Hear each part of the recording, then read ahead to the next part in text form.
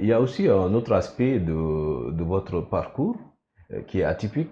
Euh, vous avez en tout cas le goût d'entreprendre est encore là, l'évolution aussi, on la constate, elle est encore là, parce que c'est réussi à travers des événements comme le Fight Legend, il y a aussi le festival Eric Favre Sport et Santé, et du jour au lendemain, on a vu un autre programme, Eric Favre Nation MMA. Eric Favre et les sports de combat. Et les sports de combat. Bon, comme la surprise de l'année, on va dire, quoi, juste après le festival, nous on s'attendait à avoir une autre édition de cet événement-là.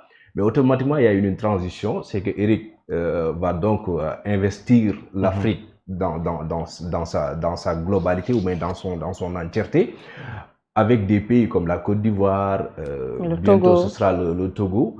C'est quoi aujourd'hui cette initiative ou bien ce projet-là du Eric Favre Nation MMA et la part du Sénégal? Parce que nous aussi, on prêche pour notre chapelle. Hein. On a vraiment envie de voir le MMA. Mais est-ce que le Sénégal a rejoint cette sphère-là de MMA? C'est ça. Moi, c'est ça la question que je me pose. Alors, je te remercie de poser cette question parce qu'elle est très importante.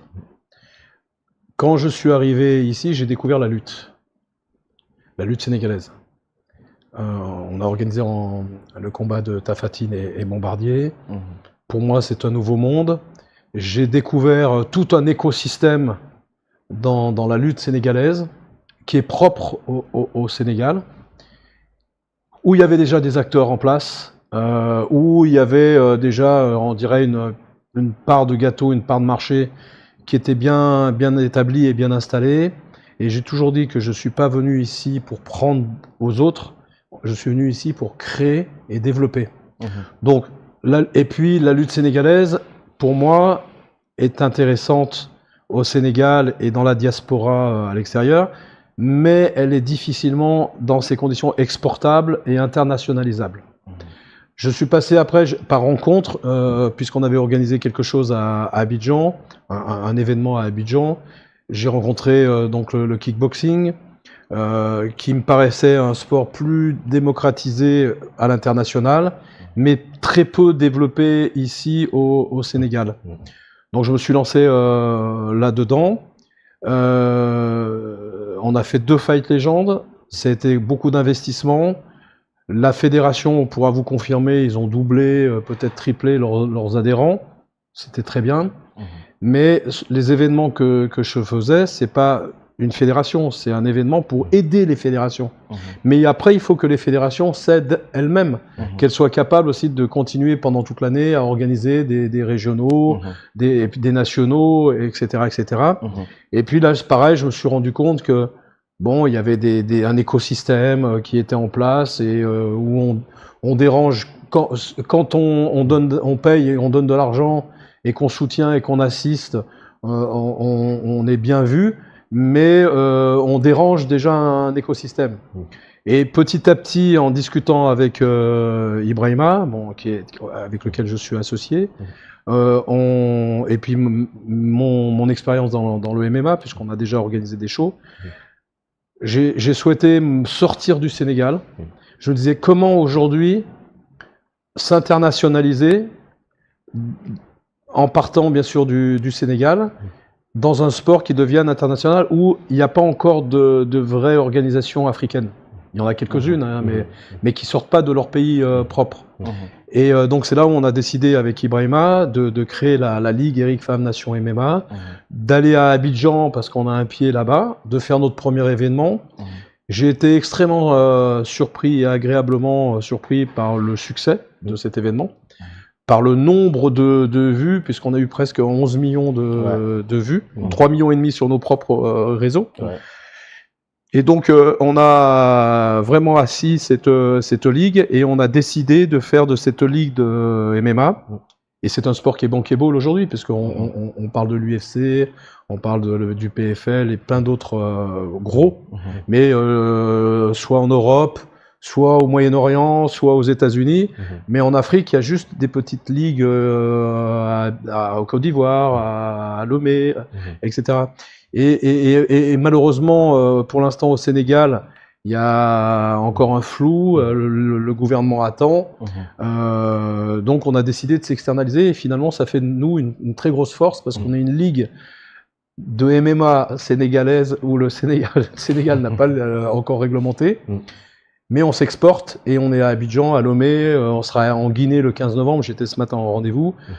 Donc les choses sont en train, en attendant qu'une fédération de MMA se mette en place. Est-ce que le fait de créer la ligue avec 2 personnes, par exemple, qui ont des expériences assez différentes, par exemple Henri Diala, qui a une expérience énorme dans l'organisation des sports de combat, Ibrahima Faye, qui a une expérience dans les médias et dans précurseur du pay-per-view ici au Sénégal.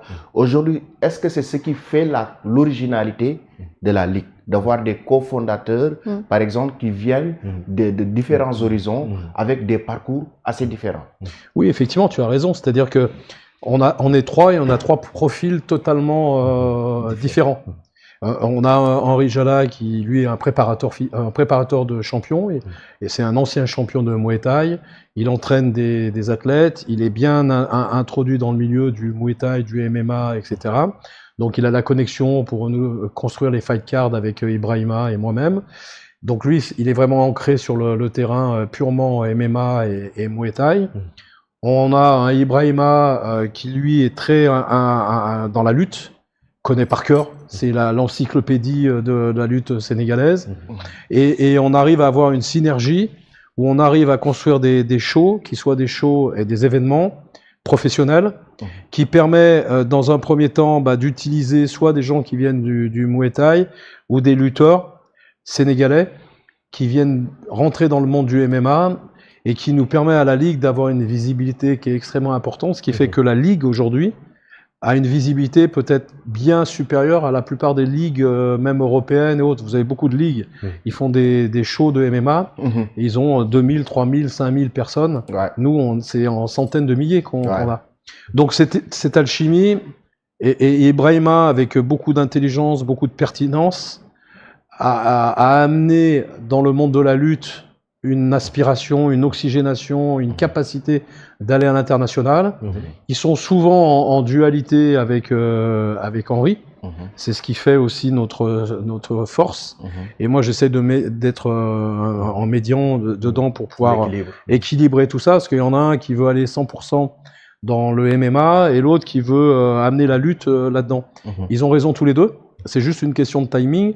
Et aujourd'hui, en MMA, on n'a pas encore de grands champions de MMA. Pourquoi ? Parce qu'il n'y a pas de structure, il n'y a pas d'organisation de MMA aujourd'hui dans nos pays. Mais les lutteurs, par exemple, créent une grosse attraction à travers l'organisation. Ils créent une grosse attraction, mais ce sont des lutteurs, ce ne sont pas encore des combattants de MMA. Donc on fait des combats de MMA qui sont très imprégnés lutte, mais on n'est pas encore... Là, tu verras dans 2 ans ou 3 ans, la Ligue Eric Femme Nation ne ressemblera plus du tout à ce qu'elle est aujourd'hui. C'est évolutif. C'est évolutif. Et on aura peut-être 3-4 champions. On aura plus d'exigences, mais on aura surtout des compétences et des champions. C'est-à-dire qu'on aura peut-être 2 ou 3 regrogues. Parce qu'on aura su à un moment donné les identifier, les extraire aussi peut-être de la lutte pour les emmener dans le MMA, pour leur donner une autre carrière. Donc c'est qu'une question de temps, il faut y aller de manière chronologique. Et comme nous on est africains, et on a en plus, on a cette complémentarité, c'est que Henri est ivoirien d'origine, il est au Togo, Ibrahima est sénégalais, et moi je suis français, mais on est tous des Africains.